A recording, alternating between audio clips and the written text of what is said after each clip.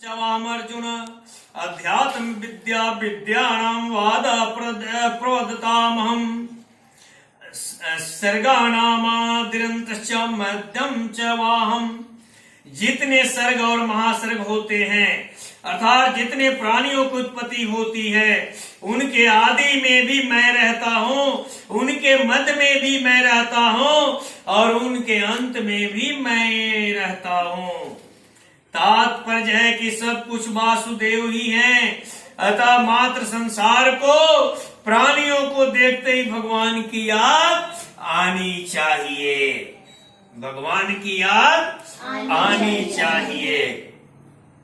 अध्यात्म विद्या विद्यानाम, जिस विद्या से मनुष्य का कल्याण हो जाता है वह आत्म विद्या कहलाती है। दूसरी संसारिक कितनी ही विद्याएं पढ़ लेने पर भी पढ़ना बाकी ही रहता है, परंतु इस आत्म विद्या के प्राप्त होने पर पढ़ना था जानना बाकी नहीं रहता। इसलिए भगवान ने इसको अपनी विभूति बताया है। वाद प्रवदतामहं, आपस में जो शास्त्रार्थ किया जाता है वह तीन प्रकार का होता है। पहला है जल्प, युक्ति प्रयुक्ति से अपने पक्ष का मंडन और दूसरे पक्ष का खंडन करके अपने पक्ष की जीत और दूसरे पक्ष की हार करने की भावना से जो शास्त्रार्थ किया जाता है उसको जल्प कहते हैं। दूसरा है वितंडा, अपना कोई भी पक्ष न रहकर केवल दूसरे पक्ष का खंडन ही खंडन करने के लिए जो शास्त्रार्थ किया जाता है उसको क्या कहते हैं? वितंडा कहते हैं। तीसरा है वाद, बिना किसी पक्षपात के केवल तत्व निर्णय के लिए आपस में जो शास्त्रार्थ विचार विनिमय किया जाता है उसको वाद कहते हैं। उपयुक्त तीनों प्रकार के शास्त्रार्थों में वाद श्रेष्ठ है।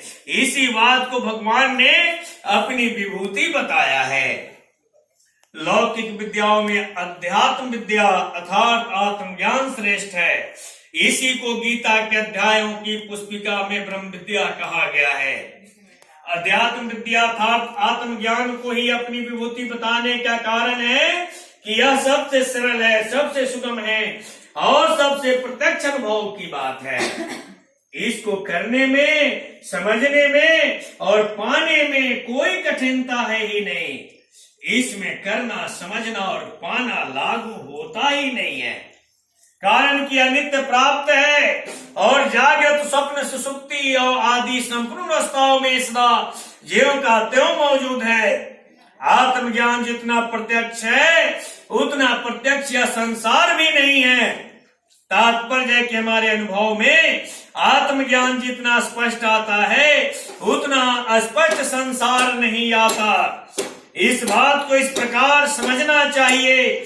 हम अपने बालकपन को देखें और वर्तमान अवस्था को देखें तो शरीर वही नहीं रहता, आदत वही नहीं रही, भाषा वही नहीं रही, व्यवहार वही नहीं रहा, स्थान वही नहीं रहा, समय वही नहीं रहा, साथी वही नहीं रहे, क्रियाएं वही नहीं रही, विचार बालपन में था विचार वह नहीं रहे, सब कुछ बदल गया पर सता रूप से हम स्वयं नहीं बदले, पर सता रूप से हम स्वयं नहीं बदले। क्यों नहीं बदले? क्योंकि हम स्वयं जो अपने माता के गर्भ से पैदा लिए हैं उसी रूप में ज्यों का त्यों रह गए, इसलिए हम नहीं बदले। तभी हम कहते हैं कि मैं तो वही हूं जो बालपन में था, मैं तो वही हूं जो बालपन में था। तात्पर्य यह हुआ कि जो बदल गया वह अलग स्वभाव वाला है और जो नहीं बदला वह अलग स्वभाव वाला है। जो नहीं बदला वह हमारा असली स्वरूप था शरीर ही है और जो बदल गया वह शरीर है। यही आत्मज्ञान है। इसको आप याद रखेंगे तो कहीं आपको धोखा नहीं होगा।